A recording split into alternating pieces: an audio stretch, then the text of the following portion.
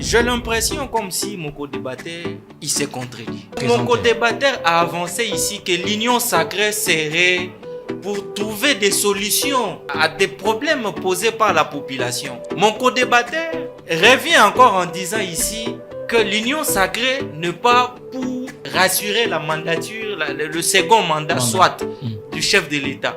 On nous a imposé, nous devons pouvoir l'accepter, la démocratie, sans que nous-mêmes nous puissions y réfléchir, penser comment est-ce que nous allons mettre cette démocratie-là en pratique. Allez-y comprendre, ce pays est par terre, pourquoi mon Dieu? Mais c'est inimaginable que dans un pays comme celui-ci, un pays souverain, un pays démocratique, que l'on puisse effectivement faire face à des situations pareilles.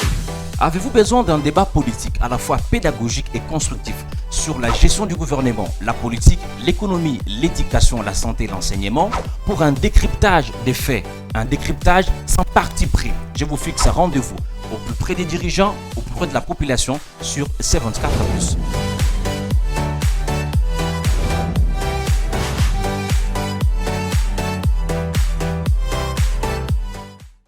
Mesdames et messieurs, merci de nous faire confiance et bienvenue une fois de plus dans le compte de votre émission Débat 24+. Aujourd'hui, j'ai l'honneur de recevoir sur ce plateau M. Georges Junior Iboula. Il est membre et leader du groupe de réflexion L'Élite républicaine, à qui j'ai dit merci et bienvenue. Merci beaucoup. C'est encore une fois de plus un plaisir pour nous de partager ces nobles plateaux pour débattre sur des questions de la République. Pouvez-vous vous approcher de votre micro, je crois? Voilà. Merci Ludovic Alengaï, vous êtes coordonnateur national du programme multisectoriel pour la vulgarisation et la sensibilisation. À vous, j'ai dit merci et bienvenue. Merci aussi. Je suis très ravi de revenir ici au plateau pour parler de la République. Merci. Question d'actualité avant d'aborder la principale question de notre émission. Qui du réalisme du génocide congolais? Est-ce qu'au Congo il y a un génocide ou il y a eu un génocide où il y a un génocide qui se commet? Mais la question d'actualité est celle d'avoir vos réactions. Le congrès de l'UDPS a désigné Félix Tshisekedi comme candidat président du parti aux élections du 23 décembre prochain, 2023. Quelle est votre réaction, monsieur Georges Iboula? Je commencerai par la deuxième, c'est-à-dire la question sur le congrès de l'UDPS. Tout naturellement, c'est celle-là la logique. Le contraire serait étonnant. Le président Félix-Antoine Tshisekedi Tshilombo, chef de l'État, vient de cette famille politique-là. Il a même hérité de ses postes lorsque son père, Feu Étienne Tshisekedi, a tiré sa révérence en tant que président du parti. Bon, il est évident qu'aujourd'hui, avec le charge au niveau de la République, il ne pouvait plus jouer ce rôle-là du président du parti et en même temps chef de l'État. C'est ainsi qu'il était obligé d'abdiquer de l'autre côté. Mais le choix porté sur lui, ça reflète la logique. Très bien. Et il n'y a pas assez de commentaires sur ça. Donc, tout naturellement, c'était le candidat naturel de l'UDPS. Candidat naturel de l'UDPS, candidat potentiel de l'UDPS. Est-ce que le chemin est balisé pour Tshisekedi? Bon, oui, en fait, moi je veux dire que non, tout cela, ça sera sur base aussi du bilan. Ouais. Il n'y a pas d'échec partout, il y a des évolutions ailleurs. Félicitations à lui et on l'encourage aussi à qu'il ait un deuxième mandat et à favoriser l'inclusion de tous et le dialogue, la cohésion sociale. Donc c'est au moins ça notre souhait. Très bien. Nous passons à notre sujet du jour. Est-ce qu'il y a un génocide congolais? On va prendre cet élément que nous propose la cabine technique sur les livres Holocauste au Congo de Charles Onana. Dans quel livre Charles dénonce la complicité de la communauté internationale dans ce qu'il qualifie des génocides congolais? Suivant. Couverture rouge, une photo d'un génocide et un orphelin. C'est l'aperçu de la couverture du livre de Charles Onana, préfacé par Charles Milon pour un total de 738 pages à parcourir. Dans les lignes, Charles Onana indexe la communauté internationale d'être complice de ce qu'il qualifie de l'omerta. Il dénonce la mauvaise complicité de la France dans la guerre des Kivu de 1996 à la suite du soulèvement des Tutsis et les génocides rwandais soutenus par Paul Kagame avec l'appui des Américains. Il met en évidence le plan secret d'envahissement du Congo-Zaïre dans sa partie est et l'exploitation secrète de minerais. Il y dénonce notamment l'infiltration de l'armée congolaise par les troupes rebelles et la complaisance des ONG des droits de l'homme, notamment FIDH, et le projet secret de l'installation de l'Empire Banyamulenge en RDC. Nous revenons sur ce plateau. La première question s'adresse à vous, monsieur Ludovic Alengayi. Y a-t-il génocide au Congo? Oui, il y a génocide au Congo, et plus particulièrement, comme moi je l'ai toujours dit, le génocide est un processus. Nous avons alerté l'opinion le 9 décembre, lorsque nous avons publié notre rapport. Il y a déjà un déclenchement du processus du génocide des Hema dans l'Ituri, des Banyamulenge dans le sud Kivu, des Tutsis congolais dans le nord Kivu, des Teke même aussi dans le Grand Bandundu, et aussi on observe aussi quelques procédures qui est déjà déclenchées du génocide des Luba en République démocratique du Congo. Donc plus précisément par rapport à ça, moi je parle d'un probable génocide en République démocratique du Congo avec ces précisions que le Congolais doit comprendre. Très bien. Monsieur Georges Junior Iboula, monsieur Ludovic Alengayi parle d'un probable génocide. Est-ce qu'au Congo, le génocide doit-il être conjugué au présent ou au passé? D'abord, ce qui est important dans ce que vous dites, c'est que il faut commencer par définir un génocide. Très bien. Quand on parle d'un holocauste, c'est-à-dire en face, on a une entreprise criminelle avec comme objectif l'extermination d'un groupe ethnique ou soit d'un groupe d'individus par rapport à leurs convictions. Ça peut être des convictions religieuses, ça peut être des convictions politiques. Mais la question que l'on doit se poser ici, est-ce qu'il n'y a pas eu extermination? Et cette extermination doit être systématique. Il n'y a qu'à voir les événements qui se sont passés dans la période allant du 2 août 1998 jusqu'en 2003. Vous verrez qu'effectivement, dans la partie est de notre pays, il y a eu l'Holocauste. Aujourd'hui, on déchiffre en termes de morts. On parle de 6 à 8, voire même 10 millions. C'est-à-dire qu'il y a eu extermination de masse. Et effectivement, nous sommes en présence d'un génocide. Maintenant, est-ce que ça doit être conjugué au passé ou au présent? Je me réserve de me prononcer à cette question parce qu'il vous souviendra qu'il n'y a pas longtemps, à Ituri, les massacres continuent à se perpétrer. Il vous souviendra qu'il y a eu le problème de Bunagana l'année passée, il y a eu des déplacements. Et qu'est-ce qui cause généralement ces déplacements? Ce sont ces tueries en masse. Donc, il y a génocide au Congo. Mais vous ne voulez pas le conjuguer ni au temps présent ni dans le passé? On peut dire que dans le passé, il y a eu génocide. Mais est-ce que cela nous amène à dire que effectivement il y avait et il n'y en a plus? Non, je ne sais pas me prononcer parce que ces tueries continuent à se perpétrer dans certaines zones qu'on localise. Mon co-débatteur venait de parler des Kwamouth. C'est dans la partie ouest. C'est un problème qui a commencé à l'est. Après plusieurs décennies, ça commence maintenant à naître de façon isolée dans la partie ouest. Et ça continue ainsi de suite. Donc effectivement, il y a eu génocide. Effectivement, il y a eu génocide, Oui, mais oui. vous ne voulez pas conjuguer ni au temps présent ni dans le passé. En tout cas, je me réserve le droit de ne pas me prononcer. Je reviens vers vous, monsieur Ludovic Alengayi. Les génocides doivent-ils être conjugués au temps présent, au passé ou dans le futur? Bon, d'abord, comme l'a dit mon co-débatteur, il a parlé de l'extermination. Et d'abord, avant d'aller dans l'extermination, il faudrait savoir d'abord que le génocide commence par l'intention. Ouais. Donc l'intention d'exterminer un groupe ethnique, racial, religieux. Et si vous vous rappelez bien, il y a Kofi Annan qui l'a dit après le génocide au Rwanda, parce que il faudrait préciser qu'il n'y a eu que 3 génocides dans le monde.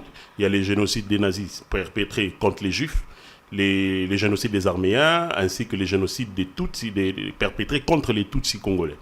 Donc, dans un génocide, comme l'a dit Gregory Stanton, il y a 10 étapes du génocide.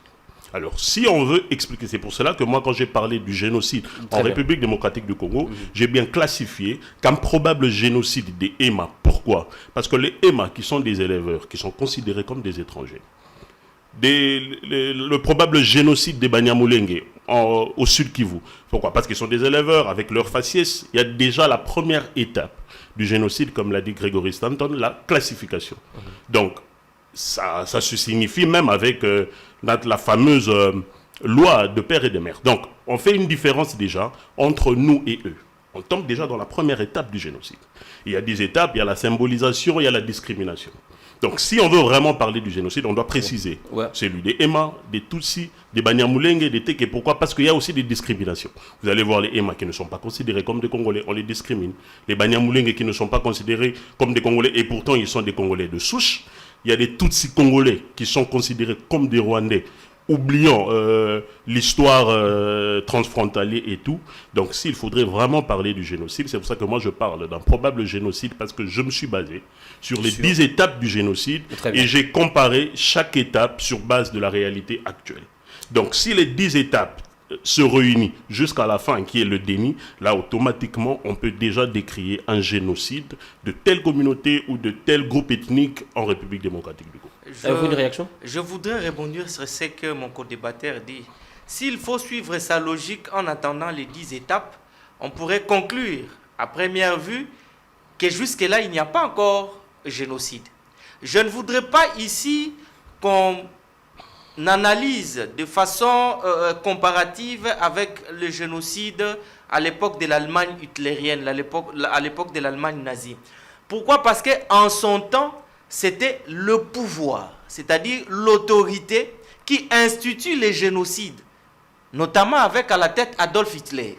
Ce qui n'est pas au Congo. Il n'y a jamais eu de mesures officielles dans cette république, à moins que ma mémoire me trahisse, qui puissent instituer de mesures discriminatoires contre une quelconque communauté au Congo. Ça, c'est de 1. De 2, au Congo, on ne parle pas des communautés, on parle des ethnies et des tribus. Vous voyez? Donc, aller dans la logique des génocides arméniens ou du génocide juif à l'époque de l'Allemagne nazie, on risque de s'écarter du chemin qui pouvait nous donner des éléments. Effectivement, il y a eu génocide au Congo. Parce que je me dis, dans la partie est de la République, précisément dans le nord et le sud Kivu, il n'y a pas que les Banyamulenge, il n'y a pas que les Emma. Lorsqu'il y a eu incursion des troupes du RCD, le 2 août 1998, et avec les événements qui s'en sont suivis, est-ce qu'on a déchiffré de pertes en vie humaine du côté de Banyamulenge? Non, c'est des Congolais d'ethnies différentes qui sont tombés. N'est-ce pas? Et quand on parle de massacre de Makobo, là, ce sont des Banyamulenge qu'on a exterminés? Non, il y a des éléments qui nous poussent à réfuter cette thèse-là. Au Congo, il n'y a jamais eu de mesures officielles tendant à discriminer une quelconque communauté. Deuxièmement, au Congo, on ne parle pas des communautés, mais on parle des ethnies et des tribus. Alors, prendre la question des Banyamulenge pour justifier les étapes du génocide, je pense qu'on fait fausse route. Je vais devoir demander un élément avant d'avoir la réaction de M. Ludovic Kalengai par rapport à la réaction à l'intervention de M. Georges Iboula. Le chef de l'État a participé le mercredi 2 août à la commémoration du génocide congolais sous la place des évolués qui a été rebaptisée place Génocoste. On prend cet élément juste après, on revient. Cette cérémonie visait à rendre hommage à tous les Congolais tués injustement pour des gains économiques et de faire appel à la mobilisation générale contre l'agression de la République démocratique du Congo par des puissances étrangères. Dans son monde des circonstances, Kahambou Mami, membre du mouvement des survivants des violences sexuelles dans les zones de conflit, a estimé à plus de 6 millions le nombre des morts enregistrés en RDC à la suite des différents conflits armés et a fustigé à ces sujets les silences de la communauté internationale. Pour elle, la journée d'aujourd'hui est une journée de deuil. Lors de la même célébration en 2020, le président de la République avait demandé des sanctions internationales contre des groupes armés qui sévissent dans l'est du pays afin notamment d'éradiquer leurs sources d'approvisionnement et d'appui.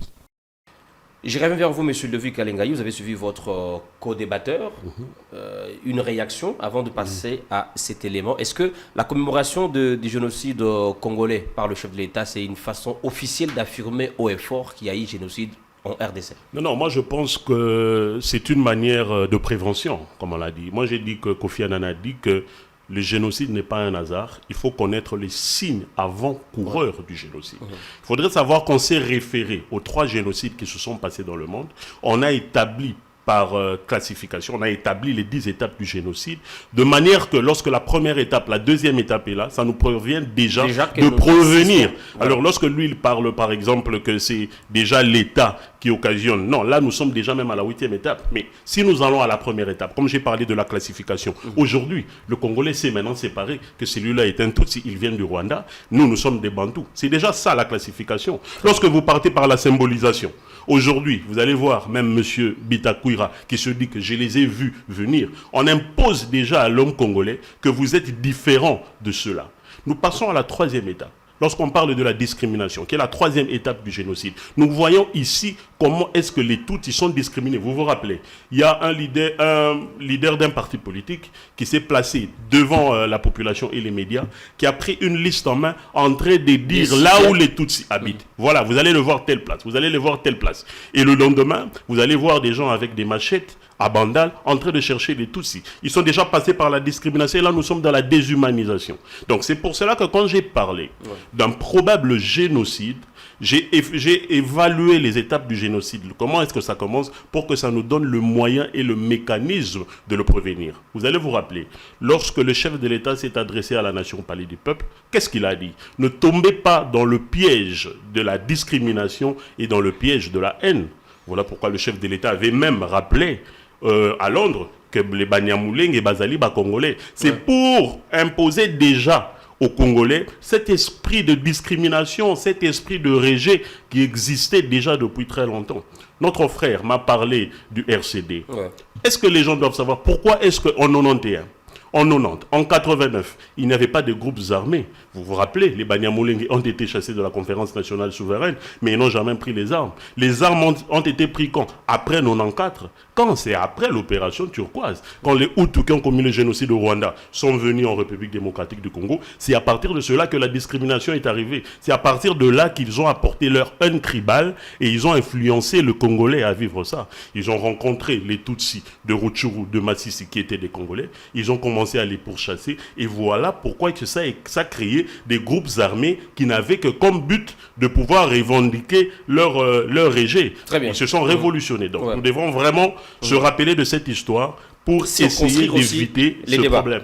Monsieur Ludovic Kalanga, je dois rappeler que vous êtes coordonnateur national du programme multisectoriel pour la vulgarisation et la sensibilisation. Oui. Dans le cadre de votre structure, vous menez une lutte qui est basée, j'ai envie de dire, sur la lutte contre la discrimination des Tutsis, des Banyamulenge, des Baluba et les Tek. Oui, et des Tek aussi, et des Ema, exactement. Ouais. Donc, le problème, je dois vraiment dire que parler de Tutsis ne doit pas être un tabou. Écoutez, la plupart des politiciens congolais ont essayé d'instrumentaliser le Congo et sur base aussi des tensions entre la RDC et le Rwanda, on devient hostile aux Tutsis, on devient hostile aux Banyamulenge. Et pourtant, au départ, Tutsi n'était qu'une stratification sociale. Ça dépendait du nombre de vaches. Ce n'était pas racial. Alors, c'est pour cela que nous menons ce combat, pour rappeler l'histoire et imposer et dire aux Congolais que nous devons vivre dans la fraternité. Voyons voir, le jour où nous vivrons sans discrimination, le jour où nous vivrons sans rejet de l'autre, le jour où nous allons vraiment respecter le désir de chacun, de vivre en harmonie avec nos frères et sœurs, des Banyamulenge, des Tutsis, des Ema, des Luba, des Tekeke, qui n'aient pas de discrimination, vous allez voir qu'il n'y aura plus de groupes armés. Vous allez voir que nous allons vivre en harmonie pour développer le pays. Monsieur Georges Junior Iboula, j'y arrive. Le chef de l'État, Félix Tshisekedi, a célébré, a assisté à l'activité de la commémoration du génocide congolais pour les intérêts économiques. Est-ce une façon d'affirmer haut et fort qu'au Congo, il y a eu un génocide qu'il faut le dénoncer? Le premier des Congolais, le premier citoyen de la République, il se déplace, je pense même la première dame était là également. La première dame était là. Il se déplace avec son épouse pour venir appuyer une cause dont l'existence serait juste éventuelle. Non, je ne pense pas. Effectivement, il y a eu génocide. Mais ce que je ne veux pas ici, que ce génocide congolais puisse être réduit à un groupe ethnique, Banyamulenge soit-il. Voyez-vous? Parce que tous les exemples qui sont donnés par mon co-débatteur ont tendance à réduire les génocides congolais au niveau d'un seul groupe, le groupe ethnique Banyamulenge. Soit-il. Je vais prendre un exemple. Vous prenez les génocides rwandais, les Hutus contre les Tutsis. On déchiffre aujourd'hui à peu près 1 million. Mais on parle souvent de de 8 à 950 000 personnes tuées. Au Congo, on parle de plus de 6 millions. D'où sont venus ces 6 millions de personnes si on doit réduire cette histoire de génocide qu'au seul Banyamulenge? Alors que au Rwanda, où il y a eu l'extermination des Tutsis, on n'a même pas atteint 1 million ou 1 million 100. Vous voyez déjà qu'on fait fausse route. Deuxième élément, quand il y a eu je parlais tantôt ici de tueries de Makobo, là, de Kasika, ainsi de suite. Ouais. Ce n'était pas des Banyamulenge ou ce n'était pas juste le groupe ethnique Banyamulenge. C'était des Congolais d'autres ethnies, n'est-ce pas? Alors, cette tendance à chaque fois de réduire l'histoire du génocide congolais au Banyamulenge, à l'exclusion, je pense que c'est un subterfuge qui consiste à éviter le vrai problème. Et ça constitue maintenant un handicap pour la République. Parce que, voyez-vous, aujourd'hui, on peine à faire reconnaître le génocide congolais. Pourquoi? L'approche méthodologique, comparativement à la Shoah, n'est-ce pas? À la Shoah, l'Holocauste juif. Vous voyez qu'il y a des gros moyens qui sont mis en place. On déploie même une bataille médiatique pour que dans les psychés des gens, on intègre cette histoire qu'il y a eu l'Holocauste des Juifs et que l'on doit protéger les Juifs, ainsi de suite, pour éviter que les mêmes choses qui sont arrivées entre 1933 et 1945 ne puissent revenir. Mais pour les Congo, qu'est-ce qu'il y a? Ce sont des gens qui parlent de ça de façon isolée. Et dans sa grande majorité, la population congolaise a d'autres préoccupations que ça. Or, ce génocide n'est pas anodin. C'est tout un plan. On commence par là, on extermine les autochtones, on implante d'autres populations. N'est-ce pas?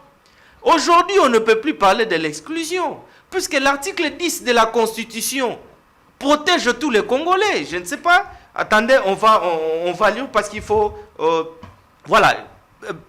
Permettez, c'est l'article 13. On dit « Aucun Congolais ne peut, en matière d'éducation et d'accès aux fonctions publiques, ni en aucune autre matière, faire l'objet d'une mesure discriminatoire, qu'elle résulte de la loi ou d'un acte de l'exécutif, en raison de sa religion, de son origine familiale, de sa condition sociale, de sa résidence, de ses opinions ou de ses convictions politiques, de son appartenance à une race, à une ethnie, à une tribu, à une minorité culturelle ou linguistique. » Vous voyez déjà que l'article 13 de la Constitution répond à la question de l'exclusion. Donc ici, on ne peut plus revenir pour parler de l'exclusion.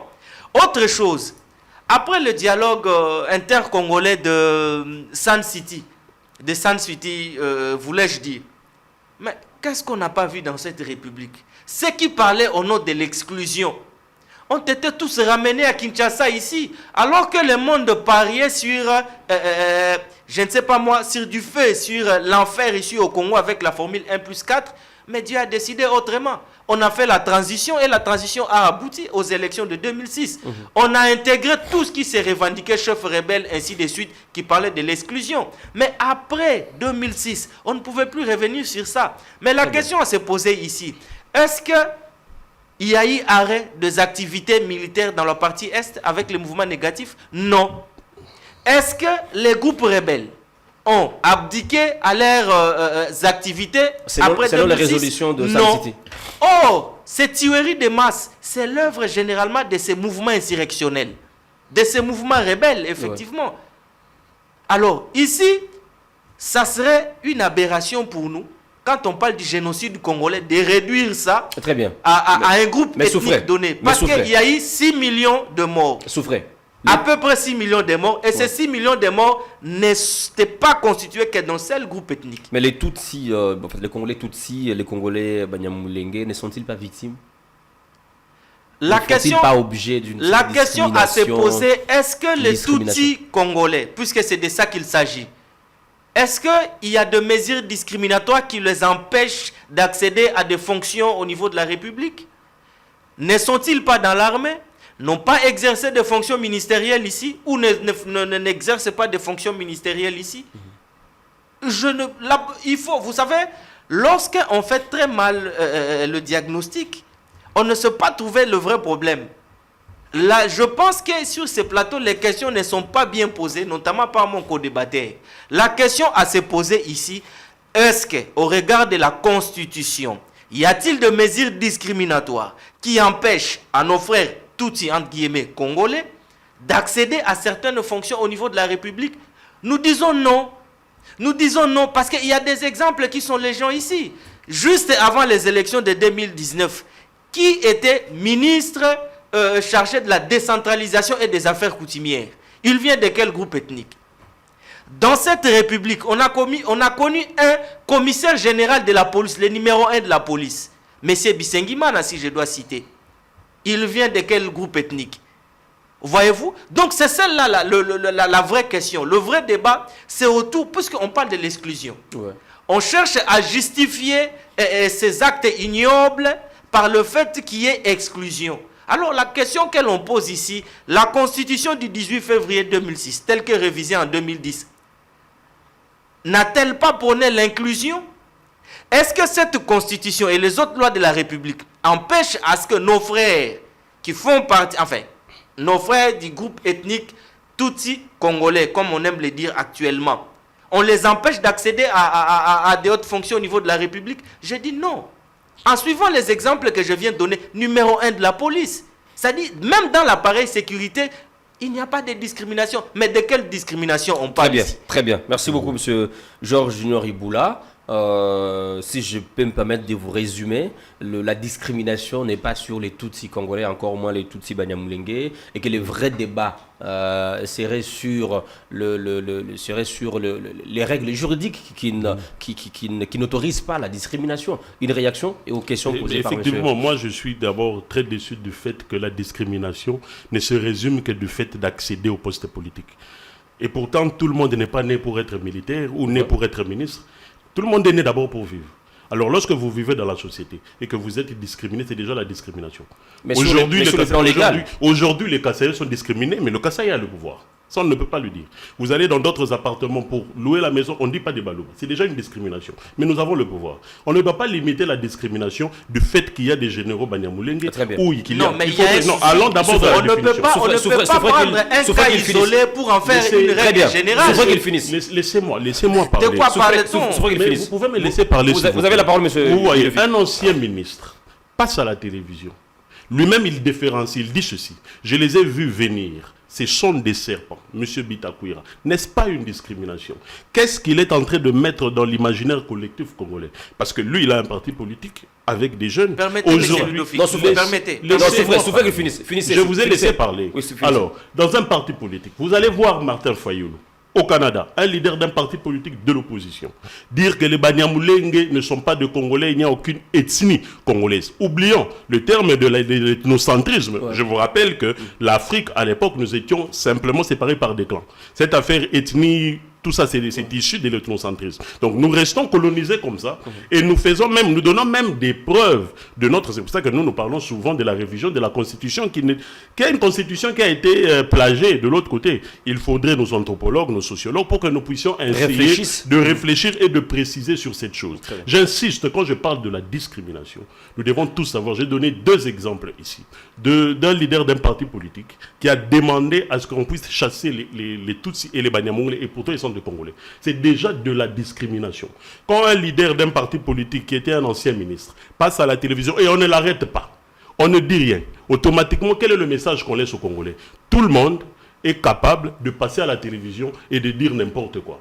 Et pourtant, l'histoire, le chef de l'État lui-même avait dit que les Banyamulenge sont des Congolais. Ouais. Mais un ancien ministre passe à la télévision pour dire qu'il les a vus venir. Qu'est-ce qu'il est en train de lancer comme message? Surtout par rapport à la... Je vais chuter. Vous allez parler et je vais chuter. Ouais. Alors, je vais chuter là. Alors, moi, je pense que la discrimination commence déjà sur le plan social. Le fait déjà que les politiciens influencent les Congolais, ça crée déjà le rejet.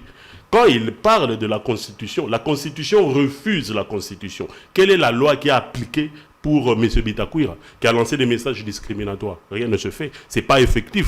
Alors, pour que ça soit effectif, il faudrait que nous lançons même, comme je l'ai toujours dit, une sensibilisation d'unité nationale. Rappelez, parce que la paix, l'amour du pays passe par le rétablissement de la vérité. Très bien. Et c'est ça la vérité. Souffrez, je vous pose une question avant de répondre, monsieur Georges. Est-ce que, sur les plans légal, la discrimination existe-t-elle entre tribus? Oui, mais écoutez, nous vivons de cette discrimination depuis des années. Mon cher ami, même en 1970, il y avait les Bazombo qui étaient discriminés. Ils venaient ici avec des cadenas. La discrimination existe. Les Batékés sont discriminés ici, mais on ne fait rien.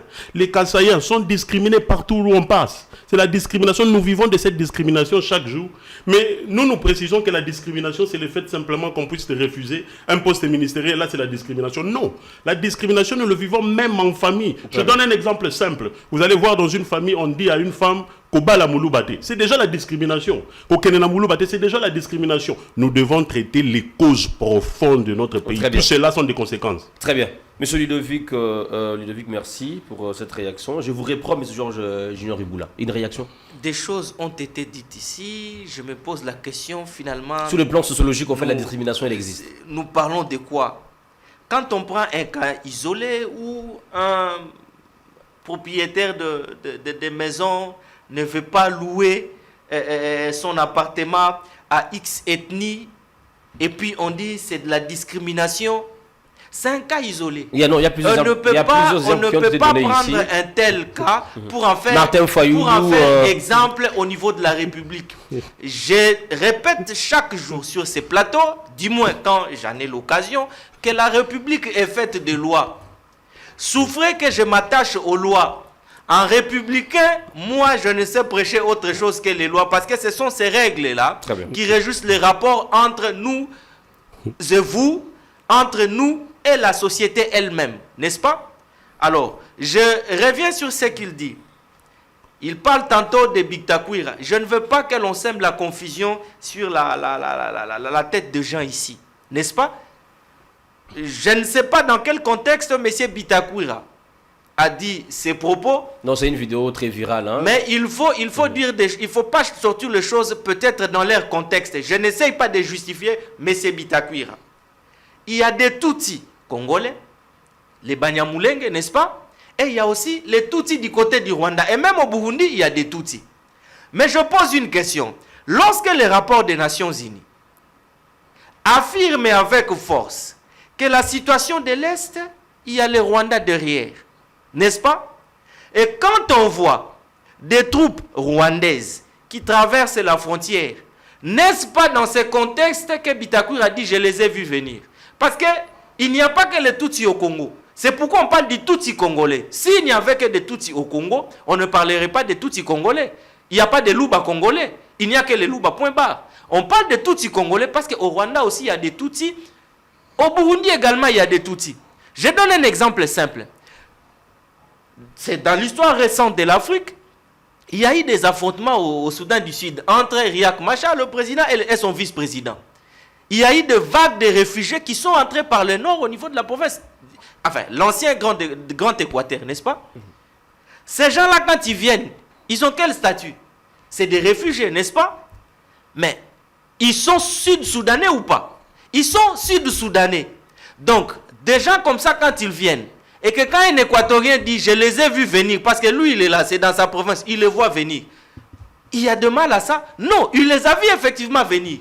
Ce que je condamne ici par rapport à ces propos-là, c'est de prendre des Tutsis congolais et dire « je les ai vus venir ». Parce que n'oubliez pas, de l'autre côté, il y a toujours ces vagues au niveau de la frontière. Et dernièrement, assez souvent, ce sont des Congolais qui vont vers ces pays-là à cause de la situation instable qui se vit dans leur contrée, n'est-ce pas? Et de l'autre côté, si quelqu'un dit il les a vus venir, effectivement, il les a vus venir. Donc, il faut éviter ce genre de discours du genre à jeter la poudre au feu, n'est-ce pas? Nous sommes une jeune démocratie, le Congo est en train de se reconstituer. Le Congo veut retrouver ses marques dans le concert des nations. Alors, on doit éviter des discours du genre, si je puis me répéter, à jeter de la poudre, de l'huile au feu, n'est-ce pas? Alors, autre chose, on nous parle ici, la loi existe, mais il y a l'exclusion. Non, je signe et je persiste. Parce que la discrimination ne se résume pas à l'accès à des fonctions politiques. Ok, on laisse cet Dans la exemple. société, elle Citez-moi une seule école en République démocratique du Congo où on a refusé à un candidat l'admission parce qu'il serait du groupe ethnique Tutsi. Votre débatteur, Citez-moi une seule université où on a accepté l'admission à un étudiant parce qu'il serait des groupes ethniques Tutsi. Non, c'est un faux débat. La question ici, c'est la question du génocide. Il y a eu un génocide au Congo, oui. Pourquoi? C'est pour des intérêts économiques. D'où même la démarche de cette plateforme de jeunes CAIP, n'est-ce pas? Génocost, cost en anglais comme le coût, hein, le coût. En fait, ici, le génocide qu'il y a au Congo, c'est différent du génocide qu'il y a eu au Rwanda. C'est différent du génocide qu'il y a eu en Allemagne. Ici, le problème, c'est que ce scandale géographique qui ne laisse personne indifférent au niveau des puissances internationales, ils ont cherché par tous les moyens à balkaniser ces pays pour avoir l'accès facile à ces ressources. Ils ont échoué. Ils ont échoué pourquoi? Un seul élément. L'unité dans la diversité. Le 450 groupes ethniques qui constituent la République démocratique du Congo, vous poserez la question partout. Ils sont unanimes sur une chose. Personne n'a envie de balkaniser ce pays. Très bien. Alors c'est comme ça qu'on passe maintenant, qu'on sous-traite la guerre, en passant par le pays voisin. Et effectivement, ils veulent exterminer des autochtones pour implanter d'autres populations. C'est ça le vrai débat. Très bien. C'est ça le vrai débat. Je reviens vers vous, monsieur Levi Parce Kalengai. qu'ici, on ne va pas me citer, revenons même dans des couches sociales, on ne va pas me citer une seule école où on a refusé l'accès à un Tutsi congolais. Souffrez. Vous savez, il vous souviendra que dans cette ville, dans la capitale, il y avait même des églises ici avec des pasteurs Tutsi congolais. Très bien, souffrez. Sulutani Makenga était pasteur où? Souffrez que M. Levi Kalengai réagisse par rapport aux questions. Les génocides congolais, il est très différent des autres génocides. Effectivement. Dans le cadre de ce que vous menez comme combat, quels sont les changements observés en réagissant, bien sûr, aux questions de votre... Bon, d'abord, avant, une bonne question, mais je voulais d'abord parler, quand je donne la précision, je dis à mon frère de vraiment trop bien se renseigner sur l'histoire des Grands Lacs. Quand Bitakwira a parlé, qu'il les a vus venir, Bitakwira est dans le groupe des Bafouleros. Donc les Bafouleros sont venus entre le 17e et le 18e siècle. Donc il expliquait que les Banyamulenge sont venus après lui. Au fait, donc c'est comme ça dans ce contexte-là. Alors en disant, il a bien dit qu'il venait du Rwanda. Alors, dans l'imaginaire collectif congolais, qui est un Rwandais, il est un agresseur, il est un serpent, il est un cancréla, il faut l'abattre. Ça, c'est le message de haine qui a été lancé. Effectivement, je n'encourage pas ce genre de discours. Alors, laissez-moi quand même finir à parler. Alors, et je profite de cet instant pour condamner ce genre de discours. Très bien, voilà. Alors, il faudrait d'abord faire la différence entre les Banyamulenge. Les Banyamulenge sont au sud Kivu. C'est au nord Kivu où on parle de Tutsi congolais. Il n'y a pas des Banyamulenge dans le nord Kivu. Donc, quand vous parlez de l'inclusion, donc quand vous parlez des Rwandais, des troupes rwandaises qui sont venues, c'est au niveau du nord Kivu, ça n'a rien à voir avec les Banyamulenge du sud Kivu. Alors quand vous avez parlé de problème, moi je dis toujours ceci, la discrimination est observée comme ça, et je le vois. Mais moi je dis que non, ça évolue parce que depuis que nous avons commencé ce message de lutte contre le message de haine et la discrimination, nous nous rappelons que le chef de l'État se bat nuit et jour pour demander aussi qu'on puisse lutter contre le message de haine, contre le tribalisme, contre la xénophobie. Mais nous demandons maintenant aussi à la loi d'être effective. Il y a une proposition de loi contre la discrimination, contre les messages de haine qui traînent encore au bureau de l'Assemblée nationale. Moi, je pense que c'est le moment de le voter. Parce que si celui qui s'engage à passer dans les médias, il y a déjà le code numérique qui est déjà publié, s'engage à passer dans les médias pour lancer des messages de haine à l'encontre de populations, toutes ceux qui sont des Congolais ou Banyamulenge, ce genre de personnes doivent être arrêtées. Parce que lorsqu'ils seront arrêtés, au moins cette discrimination va finir. Parce que chacun va savoir que s'il se met à discriminer ou à lancer des messages de haine qui va favoriser la haine, la division, les rejets des autres, parce que tout commence par là. Alors, si la loi est effective, si on essaye vraiment de traquer tous ces leaders politiques qui se lancent dans des messages de haine, je pense que ça sera ça la solution au problème. Mais comme le débat est au niveau du génocide, moi je demanderai à mon frère de faire très attention, de dire des choses. Quand je parle des probables génocides, c'est parce que je vois, je compare aux 10 étapes du génocide, c'est sur base d'expérience. Et ces 10 étapes ne sont pas encore expérimenté, il faudrait faire très attention. Massacre, oui, tout massacre n'est pas génocide. Là, il faudrait vraiment faire la part des choses. Quand j'ai précisé du génocide en RDC, c'est parce que je vois déjà l'évolution des 10 étapes chez les Ema, chez les Banyamulenge, chez les Tuku. Écoutez, moi je veux vous révéler une chose. La personne, Dieu merci, il a été libéré. Le PMVS a écrit officiellement à l'Agence nationale de renseignement. Il y a un gars qui est un Tutsi congolais qui fait des commerces, qui a été arrêté à Chikapa. Voilà les chefs d'accusation. On dit ceci, on l'envoie ici, il fait d'abord 1 mois à Chikapa, on l'envoie au bureau de l'ANER, c'est écrit dans son dossier qu'on l'a arrêté parce que l'on a vu un groupe WhatsApp écrit notre communauté Tutsi, on a vu dans son téléphone les numéros de téléphone venant du Rwanda, donc voilà son appartenance au Rwandais. C'est ça une discrimination. Moi j'ai vu ça et heureusement nous avons écrit à l'ancien administrateur de l'ANER.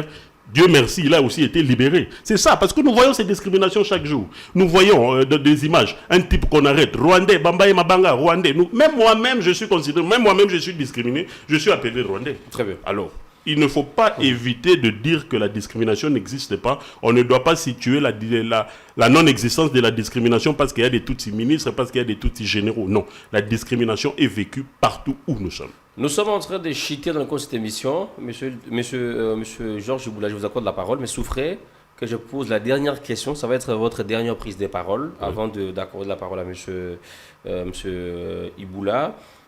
Vous affirmez que tout massacre n'est pas génocide.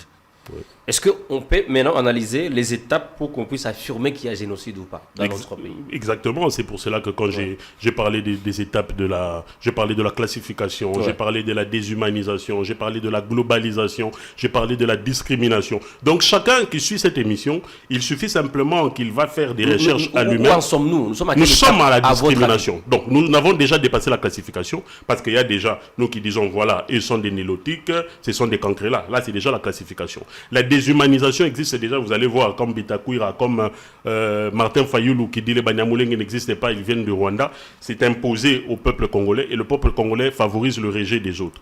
La discrimination, j'ai donné plusieurs exemples de la discrimination. C'est là où nous sommes. Déjà à la 3e étape, c'est déjà observé. Alors c'est pour cela qu'on lance l'alerte pour prévenir à ce que ça ne puisse pas continuer par rapport à ça. Parce que si ça continue, on risque d'arriver, comme il a bien dit, comme c'était au Rwanda, parce qu'au Rwanda, on parle du génocide aujourd'hui. Pourquoi? Parce que les 10 étapes ont été déjà consommées. Très bien. Et déjà là-bas, vous allez voir, ça a commencé par des messages de haine à la télévision Mille Collines, et les gens commençaient à appeler des Tutsis cancrelats. Ils ne sont pas d'ici, c'est ce que nous vivons ici. Alors, si nous ne prévenons pas ça, nous risquons de vivre un génocide en République démocratique du Congo, mais on ne le souhaite pas. C'est pour cela que nous sommes là, pour sensibiliser, pour la fraternité, pour l'unité et la cohésion sociale. Très bien. Georges Junior Iboula. Je pense qu'il faut être patriote. Et quand on est patriote, on doit éviter de discours de nature à entraver la démarche de son pays dans un processus. Nous sommes dans quel processus? Actuellement, nous sommes dans un processus où on tend à amener la communauté internationale à reconnaître effectivement qu'il y a eu génocide au Congo. Mais lorsque sur ces plateaux, j'entends ici que nous avons franchi l'étape où on considère les Tutsis congolais comme des cancrelats, voilà. Des discours de haine. Je m'inscris en faux. J'étais dans la partie Est lorsqu'il y a eu crash du fait président Biarimana au Rwanda. La période d'avril, ça me trouvait à l'Est du pays, bien qu'étant trop jeune.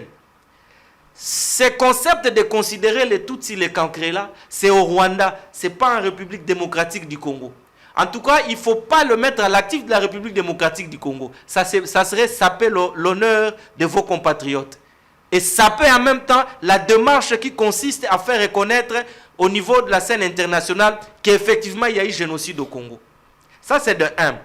De 2, je signe et persiste que le vouloir réduire les génocides au Congo à la discrimination d'une communauté X, c'est une démarche, une fois de plus, qui vise à amener des subterfuges par rapport aux vrais problèmes. Pourquoi je le dis? Au Rwanda, où ils sont majoritaires, pendant le génocide, ils n'ont pas atteint 1 million de morts. Alors qu'au Congo, on déchiffre déjà plus de 6 millions de morts. C'est que vous comprendrez que ce génocide ne concerne pas qu'un seul groupe ethnique. Ça, c'est de 1. De 2. De 3. Mais les génocides, selon les historiens, puisque vous avez évoqué l'histoire, Ndayouel, le professeur Ndayouel Nziem, vous prenez également monsieur Adam Oshild, mais il parle de génocide depuis 1885. Or, en son temps, il n'y avait pas de Tutsis au Congo. Parce qu'une fois, au cours de ces plateaux, j'ai expliqué comment les populations du Rwanda ou Burundi ont émigré vers la République démocratique du Congo. D'abord en 1909 et puis en 1917 pour des questions c'était à cause de la sécheresse. N'est-ce pas? Ils sont venus au Congo parce que de l'autre côté, ils ont vécu certaines calamités.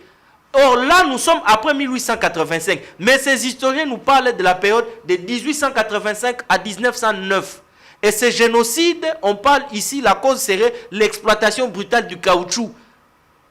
Jusqu'aujourd'hui, ce n'est toujours pas d'actualité. On n'en parle même pas. Donc, moi, je voudrais que l'on dise ceci aux Congolais. Effectivement, il y a eu génocide. Mais le génocide congolais est différent du génocide de l'Allemagne hitlérienne. Pourquoi? Parce qu'au Congo, ce sont les intérêts économiques. On ne veut pas exterminer une quelconque ethnie. Non. On veut, balkaniser le Congo. Et à défaut de balkaniser le Congo, faire quitter les populations autochtones de leur région afin d'implanter des populations qui seraient d'accord d'avis pour faciliter effectivement ces pillages de ressources naturelles. Très bien, très bien. S'il vous plaît, permettez-moi. S'il vous plaît, nous sommes en train de conclure. Aux jeunes Congolais, soyez conscients. Posez la question à tous qui ont vécu à l'extérieur du pays, on ne mieux que chez soi. On n'a que ces 2 345 410 km² comme espace vital. Et si on n'est pas jaloux pour protéger ce que Dieu nous a donné, merci. Pour protéger ces dons bénis nous légués par les aïeux, on sera de réfugiés dans notre propre pays parce que la communauté internationale ne viendra pas à notre rescousse. Pour la preuve, ça fait plus de 3 décennies maintenant que la population de l'Est vit pratiquement chaque jour avec des guerres, des tueries. Et maintenant, ce genre d'activités criminelles se déplacent vers l'Ouest. On parlait tantôt ici de Kwamout, ainsi de suite. Donc, aux Congolais d'intégrer cette réalité et de se battre pour que ce pays ne soit pas balkanisé. Merci beaucoup. On va devoir conclure par ici. Je vous remercie, Georges Junior Iboula, pour votre participation active. Je dois rappeler que vous êtes leader du groupe de réflexion, l'élite républicaine. Merci d'avoir répondu à nos questions. Merci. Monsieur Ludovic Kalengaï, je rappelle que vous êtes coordinateur national du PMES, Programme multisectoriel pour la vulgarisation et la sensibilisation. Merci d'avoir répondu à nos questions. Merci beaucoup. Mesdames, je vous fixe rendez-vous au prochain rendez-vous de l'actualité. Merci. Merci.